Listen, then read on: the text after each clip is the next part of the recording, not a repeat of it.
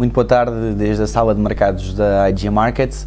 Vamos então fazer o apanhado da semana. Uma semana que, enfim, marca os últimos dias do ano nesta época festiva e que acabou por ser marcada por, eu diria, um acontecimento de especial importância que foi a operação de refinanciamento do Banco Central Europeu à banca a 3 anos, a chamada LTRO a 3 anos. Mas já lá iremos. Portanto, a semana, em termos de dados económicos, ficou marcada, em primeiro lugar, pelos valores para o PIB, para o crescimento do PIB no último trimestre, as chamadas revisões finais, não é? Os valores finais para o PIB. Em Inglaterra, o PIB acabou por crescer 0,6%, ao contrário do 0,5% que se antecipava. Nos Estados Unidos, o PIB saiu abaixo do esperado, portanto, a revisão final acabou por ser 1,8%, quando se esperava 2%. Tivemos também o IFO na Alemanha. O IFO na Alemanha indicou que, portanto, quer os analistas, o IFO é uma sondagem, portanto, a analistas e a investidores institucionais, portanto, pessoas bastante esclarecidas, e isso indicou que, neste caso, os analistas e os investidores institucionais alemães estão mais otimistas relativamente ao futuro, portanto, quer na componente das expectativas, quer na componente, portanto, das condições atuais, e o IFO acabou por ser de 107,2 quando se esperava 106,2, portanto 106,2 é basicamente o valor anterior. Nos Estados Unidos tivemos mais alguns números, especialmente relacionados com o mercado imobiliário. Portanto, as vendas de casas existentes saíram abaixo do esperado, novamente. As vendas de casas novas, mais ou menos dentro das expectativas, 315 mil unidades vendidas em termos anualizados. A confiança da Universidade do Michigan saiu a 69,9, quando se esperava 68,1, portanto, uma melhoria da confiança dos consumidores. De resto, os dados económicos nos Estados Unidos têm saído um bocadinho melhores do que o esperado. E os durable goods, portanto, as ordens de bens duradouros, acabaram por sair significativamente acima do esperado, 3,8%, quando se esperava 2,2%, muito por fruto das encomendas da aviação comercial, da aviação civil. Só o Boeing teve cerca de 96 encomendas neste último mês, quando no mês anterior teve apenas 9.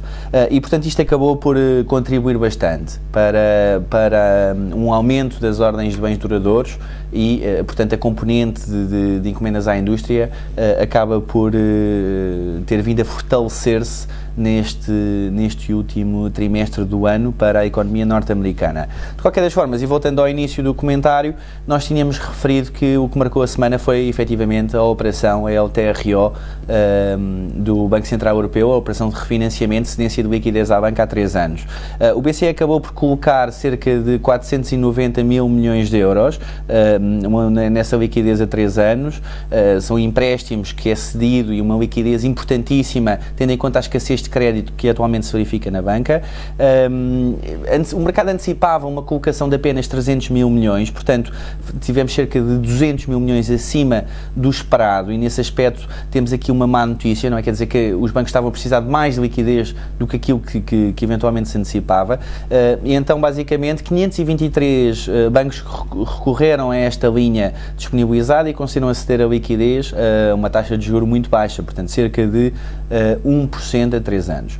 Relativamente a esta operação, a grande conclusão é que, desde logo, 60%, ou cerca de 60% é liquidez reciclada. O que é que eu quero dizer com isto? Basicamente, os bancos mudaram dos empréstimos tradicionais ou das maturidades tradicionais a 7 dias, a 3 meses e a 1 ano para um prazo a 3 anos. Portanto, aquilo que se estima é que foi feito o rollover, portanto, uma renovação, uma reciclagem de empréstimos existentes nestas maturidades para maturidades a 3 anos e em termos quantificáveis acabou por ser na ordem dos 300 mil milhões. Portanto, 300 mil milhões é a liquidez reciclada. Se nós tivermos cerca de 490 mil milhões, isto faz com que 190 mil milhões seja então o valor efetivamente criado de liquidez adicional. A grande questão aqui é saber se este valor adicional vai ser usado para comprar dívida soberana europeia e para ajudar o Banco Central Europeu no seu programa de compra de dívidas para suportar as obrigações governamentais.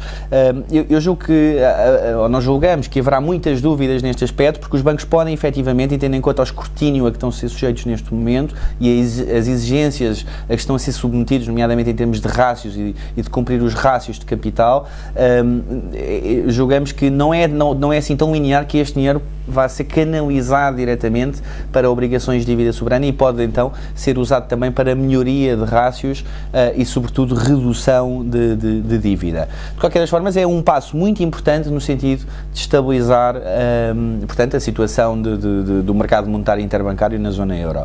Na próxima semana, 2 dados apenas, portanto, vai ser um calendário económico muito leve. Temos a Conference Board, a Conferência dos Consumidores nos Estados Unidos na terça-feira, espera-se uma ligeira recuperação, portanto uma ligeira melhoria, e depois o Chicago PMI também nos Estados Unidos na quinta-feira, enfim, em que se espera mais ou menos uma manutenção dos níveis, enfim, de atividade económica que anteriormente se verificaram. De qualquer das formas, uma semana que se antecipa relativamente light em termos de calendário económico, com os investidores sem grande apetência para tomar posições, tendo em conta que nós estaremos na última semana do ano e, portanto, não haverá grande margem de manobra para recuperar de posições que eventualmente corram menos bem.